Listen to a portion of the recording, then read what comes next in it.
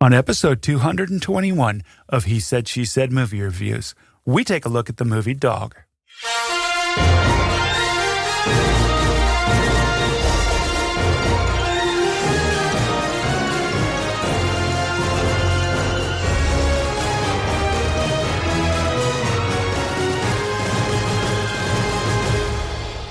Welcome to He Said, She Said Movie Reviews.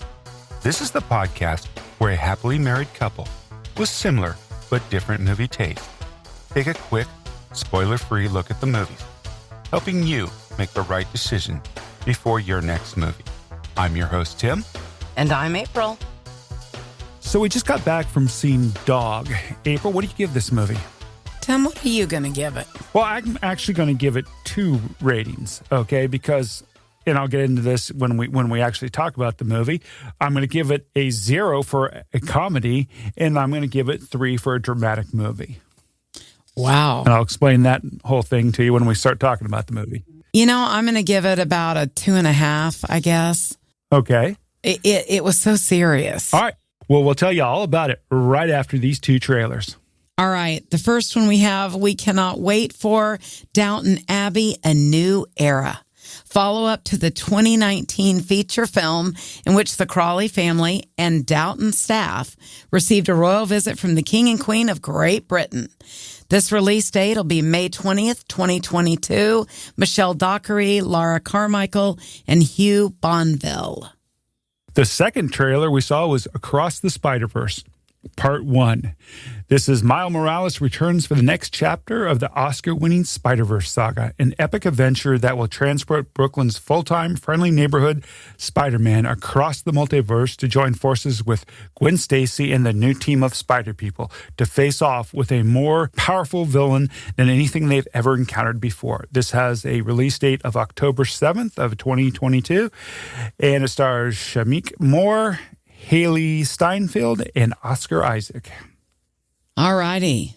All right. So, Dog. This is a movie about 2 former Army Rangers, one a dog, one a human, who are paired against their will on the road trip of a lifetime. Briggs and Lulu race down the Pacific coast to get to a fellow soldier's funeral on time. The directors are Reid, Carolin, known for the first directing credit, but he has been a producer on several Tatum movies, Magic Mike, one of them. Tatum, also a director, known for, again, his first directing credit. This was writers Reid Carolin, who's worked with Channing on all the Magic Mike movies, and then Brett Rodriguez, who this is his first writing credit. All right, this cast, other than Channing Tatum, the names are very difficult. And nobody else you would know anyways, unless you, well, I feel sorry. I take that back to all the family members and these stars if they're listening to our podcast. Absolutely. We can try it. I just, why don't you do Kilcher? Yeah, I guess. Ethan Suplee, Kevin Nash, Aqueela, Zoll, Bill Burr, Jane Addams, and Emmy, Raver-Lampman. That wasn't all that bad. Wasn't too bad. Okay. This movie has a runtime of 101 minutes, and it's rated PG-13 for language, thematic elements, drug content, and some suggestive material. All right. All right. So let me explain my dual rating, a 0 as a comedy and 3 as a dramatic movie.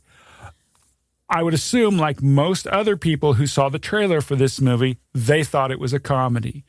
I went into this trailer, leaves you thinking it's comedy. I went into this movie thinking it was comedy, and it wasn't. It was a very serious movie about PTSD. Yeah, so it was heavy. It was very heavy. If you want to see this movie and you think you're going to a Channing, I can't even say his name. A Channing Tatum movie, a comedy movie, you're going to be sorely disappointed. Right. I agree that the theme of the movie, it's a buddy film. Everybody needs somebody, and that's always true. But I went into this movie, and I remember the day, how I felt, the timing of this, and thinking it was going to be a comedy. I was so excited. So here's the thing. The acting and characters were fine to me, but his character, as I mentioned to you, there was nothing there. Yeah. There was no reason for me to like him. Whoever was trying to create a feeling in this film, they missed it. I hear you. I kind of disagree with you on that because I think that was what they were trying to show, the trauma from PTSD. And that he was mentally messed up. Yeah. And I don't mean, I felt for him. That's not it. But I wanted something from his character that never appeared. But that being said, I don't think he ever got there by the end of the movie either. Yes, the story arc was missing in that. Okay. Yeah, and I love the dog. Of course, the dog's name is our dog's name. So Lulu. That was kind of personally fun. The direction was good. It's a first-time director. Yeah. So I think that was fine. And I think maybe they would have, a more seasoned director maybe would have gotten more of the character out and maybe care a little bit more for the director. Maybe. I don't know. The score, this is one, and I like to remember it from a movie. Yeah, I know. I hear you. I couldn't remember any song that was in the movie. It was interesting. All right, go ahead. Cinematography, fine. Production, fine. There was really no special effects, except there was some stuff with the dog, and all the dog stuff was good, and I consider that a special effect. Absolutely. And there were some war scenes too, so there was a few special effects in there, but not much. The editing was, normal. The pace was slow at times. Yeah, once again, if you thought this was going to be a quick comedy, it was actually a slow build drama. Right. So on the dialogue, there was some funny stuff. Yeah.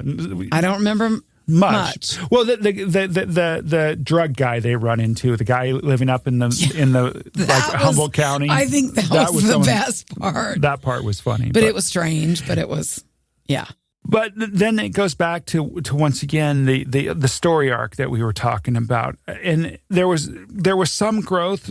This is exactly what I put. There was some growth for the main character, but we never really figured out or got what was driving him, how he really got his PTSD, right, and stuff. So. Yeah, and I enjoyed the road trip down the Pacific Coast Highway. That was beautiful.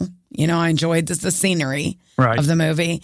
Having been up and down Highway 1 and such. A lot of memories for us. Yeah. Those of you that are listening, we were married on the West Coast. We went to college in California and lived in Oregon and in Seattle. Yeah, but of course, our parents wouldn't have known this, but we traveled a lot during college and had a lot of fun. But anyway, I loved the loyalty with the soldiers, how important that was to get that dog to the funeral.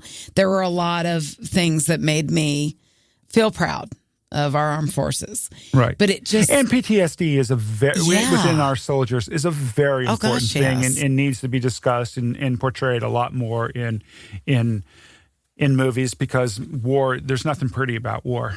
No. And that part was, and I know it had to be told, the story, but I wish I had known going into the movie what the movie was really about. I also selfishly love the 1984 Ford Bronco.